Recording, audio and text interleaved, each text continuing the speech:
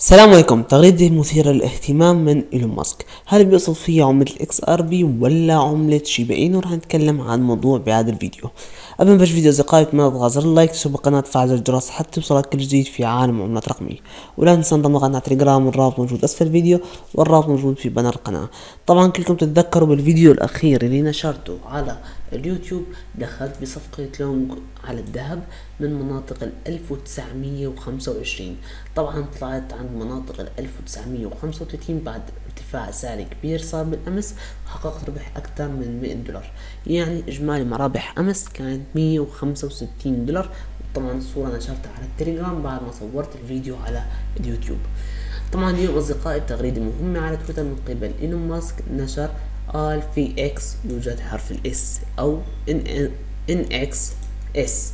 طبعا نقدر نفهم من هاي التغريدة انه على منصة اكس يوجد عملة او يوجد حرف الاس. شو بيقصد بهذا حرف الاس ما حدا بيعرف، لكن اغلب التعليقات كانت مثلا من اكس ار بي كريبتو وولف، هذا احد الداعمين لعملة الاكس ار بي واحد المؤثرين المهمين لعملة الاكس ار بي، قال انه الاكس هي بترمز لعملة الاكس ار بي. وباقي اشخاص قالوا انه عملة الاس ممكن تكون عملة شيبا اينو.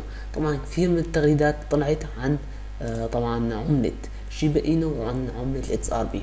يو دوت توداي قال ان ايلون ماسك عم بيعمل تويت، طبعا تويت من نوع الغموض، وانه الجيوش الخاص بعملة الاكس ار بي وعملة شيبا اينو بالاستعداد حتى يتحركون بهاي العملتين، لان ممكن تكون علامة الاكس هي الاكس ار بي وعلامة الاس لعملة شيبا اينو. طبعا لحد الان تحليل العملتين غير واضح، وخاصة بعد مشي بتكون بشكل طبعا سيء جدا. نقدر نشوف على فريم من 4 ساعات لحد الان عم نداول داخل كوريدور صاعد، عم نداول بشكل كسر مرتين للترندات لكن كسر وهمي، ونرجع نتداول مرة تانية داخل هاي المناطق. لازم ما نفقد مناطق 27600 لازم نوصل لهاي المناطق، وعلى الأكيد رح نوصل لمناطق 27600 حتى يتأكد اتجاه البيتكوين. ممكن نرجع نزوم مرة تانية مناطق 27100.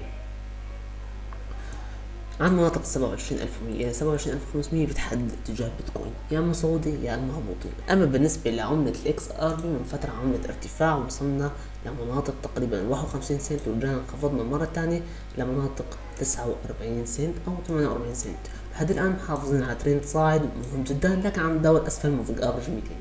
اصدقائي نكون وصلنا لهي الفيديو، اتمنى الفيديو يكون اعجبك. لا تنسى تشترك بالقناة، تفعل زر الجرس، تضغط على اللايك حتى يوصلك الجديد في عالم الرقمية.